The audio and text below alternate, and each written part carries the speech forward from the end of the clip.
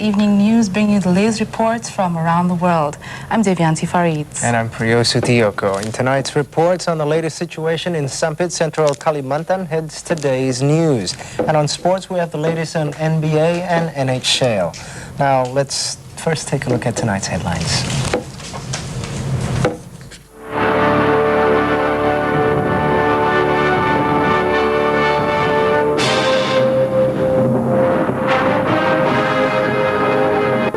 Macedonia and Yugoslavia signed an agreement of border demarcation, hailing the end of their 10-year dispute.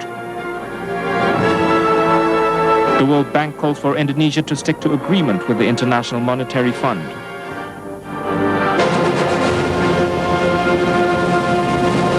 You are watching the evening news. And those were tonight's headlines. Now we go over to the first report with Devianti Paridz. Thank you, Priyo. Foreign Affairs Minister Alwi Shihab was unable to attend the ministerial meeting of the 8 Islamic countries, or D8, in Cairo today, at which was planned to discuss the final decision of the D8 summit. The minister could not attend as he had to accompany the president in his visit to Yemen and the Arab Emirates, as his replacement Indonesian permanent representative in New York, Makarim Wibisono, will represent Shihab. The ministerial meeting, led by Egyptian Minister Amir Musa, was scheduled to discuss the planned resolution of the meeting, which would include the exchange of trade information and visa facilities for business people of the member countries. The heads of state are scheduled to arrive in Cairo Saturday to attend the summit, scheduled to take place on Sunday. President Abdurrahman Wahid is due to arrive Saturday afternoon. President Mubarak will open the summit of the D8, consisting of 8 Islamic countries: Indonesia, Egypt, Malaysia, Pakistan, Bangladesh, Nigeria, Iran, and Turkey. U.S. President George W. Bush and British Prime Minister Tony Blair used their first summit to reaffirm the importance of the relationship between their two countries yesterday, agreeing on the need for missile defense, the rationale behind a European rapid reaction force, and a tough line against Iraq. U.S. President George W. Bush and British Prime Minister Tony Blair met for the first time in the rustic serenity of the presidential mountain retreat known as Camp David, recommended to the long-standing special relationship between the United States and Britain. Bush called Britain our strongest friend and closest ally, and Blair responded in kind. Blair said, "Our countries have stood together in very hard times. The reason we came through those times stronger is that we share the same values, we share the same interests, and we share the same reception of the world," he said. Blair even had warm words for Bush's idea of building a controversial U.S. missile defense system, saying, "I understand and share the American concerns, as I've said many times before, and I think that it is important, if we take this step forward in a constructive way, that we have the right discussion with allies, that we can find a way through this. I've always believed that, incidentally, and I believe that even more family having talked to the president today." Even Blair assured Bush that the European plan for rapid reaction force would not weaken NATO, and that the force would be used only when the Atlantic Alliance chose not to be engaged. Macedonia and Yugoslavia yesterday signed an agreement on border demarcation, hailing the end to their 10-year dispute as proof that the people of the Balkans can solve their differences peacefully. The summit brought together leaders of Albania, Bulgaria, Bosnia, Macedonia, Yugoslavia, Greece, Turkey, and Romania, and top European Union officials, including Foreign Policy Chief Javier Solana and External Affairs Commissioner Chris Patten. On the agenda of the summit was discussion of the violence which has surged both in Kosovo and the Preševo Valley region just across the boundary in Serbia. The violence, blamed by other Balkan leaders firmly on ethnic Albanians, is a threat to Western hopes of a smooth transition to democracy in the region after the downfall of autocrat Slobodan Milosevic in Yugoslavia last year. Patten said people in the Balkans wanted to turn their backs on the violence of the past. He stressed that delegates at the Skopje summit were sending out the message that extremists have no part to play in the future building of the Balkans.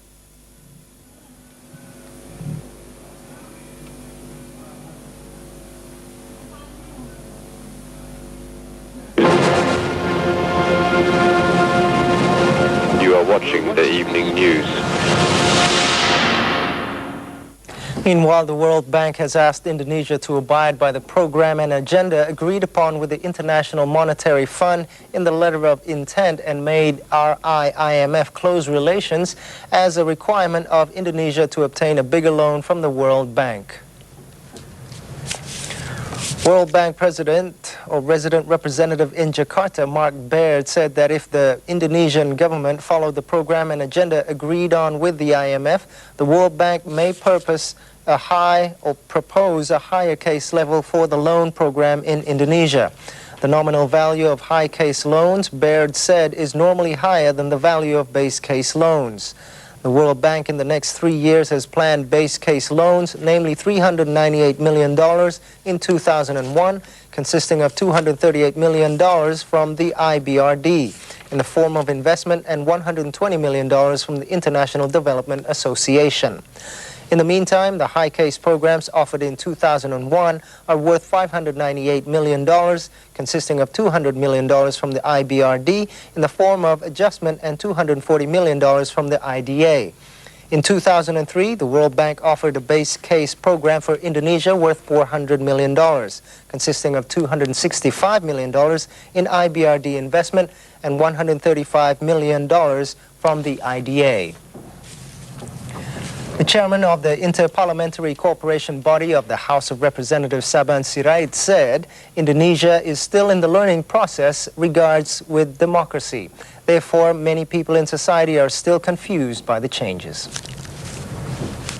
While receiving a delegation from the European Union Parliament led by the Niranjan Deva in Jakarta, Sabang Sirait pointed out the many problems faced in implementing democracy in order to create good governance or clean government. One of the characteristics of democracy is differences of opinion, and such differences, said Sabang, were interpreted by certain parties in Indonesia as hostile. Niranjan Deva, the head of the European Union delegation, said that Indonesia is a big country that has been trading partner for most of the members of the European Union, and they hope that they can resolve the crisis it's going through. Deva said that the upholding of the law in democracy must be put forward, and the key to democracy is consistently implementing the rule of law. So maybe they are very busy with The foreign minister of Iraq arrived in New York yesterday for high-level talks with UN scheduled to begin on Monday. Iraqi Foreign Minister Mohammed Said al-Sahaf, head of the Iraqi delegation, arrived in the United States Capitol yesterday. The two-day meeting, beginning on Monday, will cover weapons inspections, decade-old sanctions, and the most recent U.S.-British air attacks on military installations inside Iraq. But there is no expectation the talks will produce an early agreement on the thorny issue of sanctions. The two teams will discuss disarmament and humanitarian issues. Any unfinished business will be taken up on Tuesday. Some analysts speculated that if Iraq was ready to do serious business, Deputy Prime Minister Tariq Aziz would be coming to the United Nations, not al-Sahaf. With international adherence to the sanctions regime eroding, Baghdad has little incentive to comply with what key UN members consider their bottom line demand of the destruction of Iraqi nuclear, chemical, and biological weapons by UN arms inspectors, analysts said. The Peruvian Congress disqualified ex-President Alberto Fujimori public's office for 10 years and charged him with the relinquishment of duty yesterday, opening the way for a criminal trial against the former president, now in self-imposed exile in Japan. Peru's Congress charged ex-President Alberto Fujimori yesterday with dereliction of duty and disqualified him from public office for 10 years, opening the way for a criminal trial. Congress voted 37 to 24 with 4 abstentions to charge Fujimori with abandoning office and dereliction of duty in the early hours of Friday. Because Fujimori was once president, any criminal charges must start in Congress. Now that Congress has approved the charges, Fujimori loses the 5 years of immunity enjoyed by the ex-presidents, and a criminal prosecutor takes over. Congressman Daniel Estrada, who headed the hearings, said he expected the case to pass a state attorney for a criminal case to be opened in 5 days at the most. Señores congresistas, Se va a cerrar la votación. Votación cerrada. 37 a favor, 24 en contra, 4 abstenciones. Ha sido aprobada. You are watching the evening news. With dams and rivers swollen and more rains forecast, Mozambican authorities warned Friday that the Southeast African nation might be in for another year of severe floods. Silvano Langa, director of Mozambique's National Disasters Management Institute, called the floods in the Zambezi Valley in central Mozambique very worrying and added that the situation could become catastrophic. Langa said, the worst may still be to come. Recent floods in central Mozambique have affected 400,000 people, authorities said earlier this week. At least 41 have died and 44,700 have lost their homes. Cahora Bessa Lake in northwestern Mozambique is almost full and rising, meaning that officials could be forced to open its floodgates, flushing even more water into the lower Zambezi River. If the floodgates must be opened fully, it will take about 1 week before a flood surge reaches the plains of the lower Zambezi. Authorities said that there should be enough time for evacuations and emergency preparations. Though the rains in the Zambezi basin lightened somewhat this week, heavy rainfall is forecast for the coming days. Though there was enough food for support provided for flood victims for 2 months, Mozambican authorities need access to more helicopters and planes. In Flores Island, damage from Tropical Storm Vincent 2 weeks ago is estimated in the tens of billions of rupiahs. These are the worst hit was the Ende Regency with losses valued at 50 billion rupiahs. 61 houses in Ende were totally destroyed, 802 houses badly damaged, and 294 slightly damaged. Several schools were either demolished or ruined. In East Flores, one person died because of a coconut tree fell on top of him. Bridges were destroyed and electricity and telephone lines were cut. Hundreds of livestock were washed away together with plantation and crops. From Ngada Regency, it was reported that the Wawo volcano has erupted and the residents have evacuated. Officials said that the damage reports are still preliminary as the losses from the tropical storm are still being counted. Latest figures from the United Nations show that every minute a woman dies in childbirth, prompting UN health officials to dub maternity in the developing world a majority health crisis. The United Nations is describing motherhood in developing countries as major health crisis, which has been ignored for too long. A report out by the UN Population Fund, UNFPA, has found that every minute one woman dies in childbirth. 98% of these deaths occur in the developing world. Half of the fatalities are in sub-Saharan Africa, a quarter in India. Women are dying either during pregnancy, childbirth, or through unsafe abortions from hemorrhage, toxemia, obstruction, or infection. Health experts say many of these deaths are preventable with minimal effort and money. UNFPA is now campaigning to get basic health care equipment to women in rural areas of the developing world, train local people in midwifery to recognize emergency situations, and educate governments about the importance of providing health care to expectant mothers. Doctors in Thailand are pleading for the help of the international medical community to try to save Siamese twins born joined at the heart. Siamese twin boys Sirichai and Sirichoki are only 2 days old. They were born in Lopburi province, about 150 kilometers north of Bangkok, and rushed to the city for specialist care after being born and found to be joined at the heart. Weighing just 4.5 kilos between them, the boys are surviving only with the help of respirator in intensive care, while specialists decide how to help them. Delivered by cesarean section, the twins are also joined at the liver. Doctors say in rare cases like this, it is difficult to operate. The boys share one heart where blood from both their bodies is circulating and mixing, preventing each baby from getting the amount of oxygenated blood that he needs. Critical pediatric surgeon Chana Satornkit, who is helping decide the fate of the tiny boys, said these twins have only one ventricle, but inside the one ventricle there are 3 and a common atrium which are joined together with one main aorta.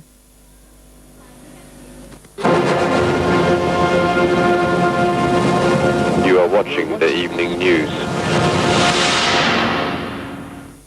Vitus, a baby polar bear, has been officially christened by its keepers at Rostock Zoo in Germany.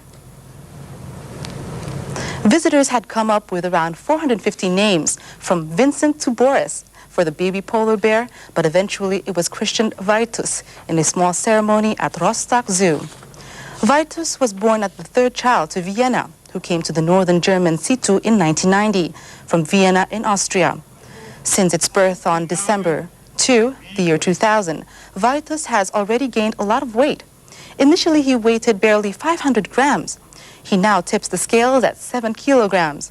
According to the zoo's International Polar Bear Breeding Book, a total of 432 polar bears are born in zoos each year, of which 5 to 10 survive, according to officials at Rostock Zoo. All visitors at the zoo on the Baltic coast were hoping that little Vitus will grow up to live a contented life. Her name is Jamoke, and she's stealing hearts in California. The 13-day-old South African cheetah cub is regaining her health at the San Diego Zoo. Jamoke was born at the Center for Reproduction of Endangered Species Research Facility, which is at the San Diego Wild Animal Park. She was taken to the Children's Zoo after her mother suddenly lost interest in nurturing her. Since Monday, the cub has been in a stable condition at the nursery, where she has been kitten milk replacement 8 times a day. Nursery keepers say Jamoke is extremely healthy and weighs about 2 pounds. She's expected to be at the Children's Zoo nursery for the next 12 weeks, and the Wild Animal Park is one of the most successful cheetah breeding facilities in North America.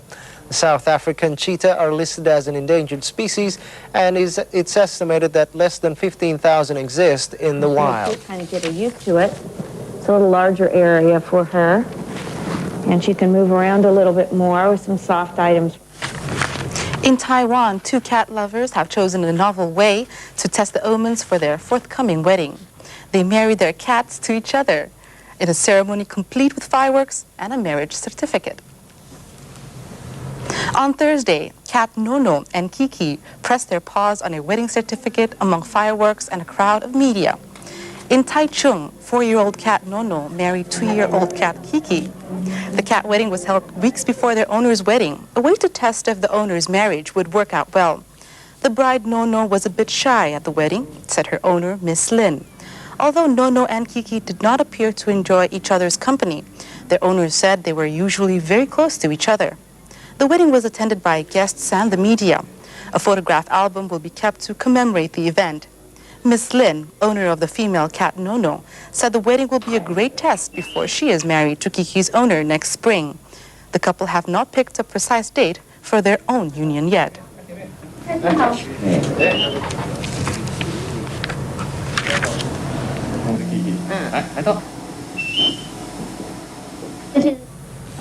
Meanwhile, British composer Michael Nyman has been composing classical music for years, but until now his popular fame has rested largely upon his film scores. Nyman has long been the musical collaborator of the British film director Peter Greenaway, and more recently provided the score for the Oscar-winning film The Piano. This film looks at his newest venture, an opera first staged in Spain called Facing Goya. It is, in Nyman's words, a 21st century piece with a challenging theme that explores ideas such as genetics, race, and cloning. Found global success writing movie scores. Since then, his status as a classical composer has soared. His newest work is an opera with a scientific theme, a thriller about race and genetics called Facing Goya.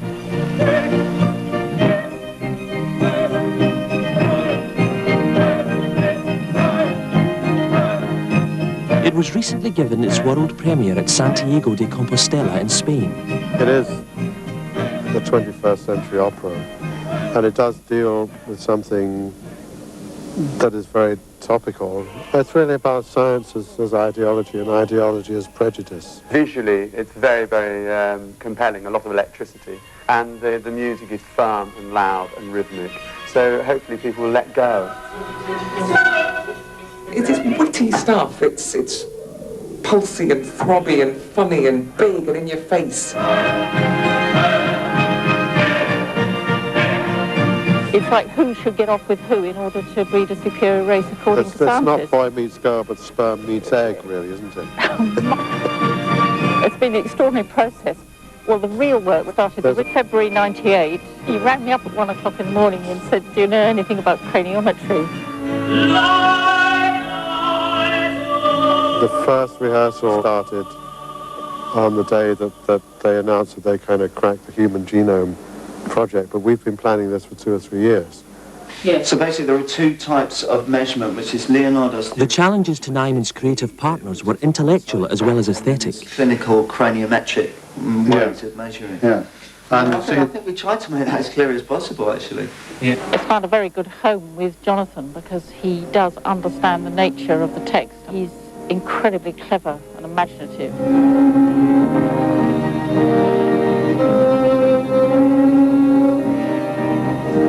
I think there are juxtapositions in this opera which you wouldn't find in any other opera, that no other composer would actually have the, I was going to say the nerve, the cheek, sort of throw certain different types of musical discourse together. It also brings together difficult ideas. The controversial world of racial stereotyping, gene therapy, cloning and human folly, as seen through the work of the Spanish artist Francisco Goya. The story follows one woman's search for Goya's missing skull so that he can be cloned from his DNA.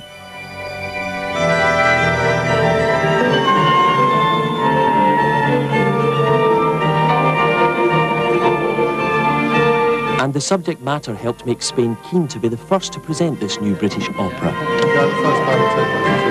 Well, it became the Spanish adoptee, Julio Martí, who had been organising concerts for me here in Spain for years, decided to adopt the role of opera producer and basically backed it. I think the last time I worked under this pressure was when I was at college. They're on stage at the moment, so they give them another 15 minutes. Well, the thought of the premiere just makes my hands clammy. I must say that I'm absolutely terrified. Oh, you're not? Yes, I am. No, I am. Not. We have some very quick changes where I have to put on a Nazi uniform with boots. We found our characters, we know where we're supposed to stand, we know the music, so it's now going to happen.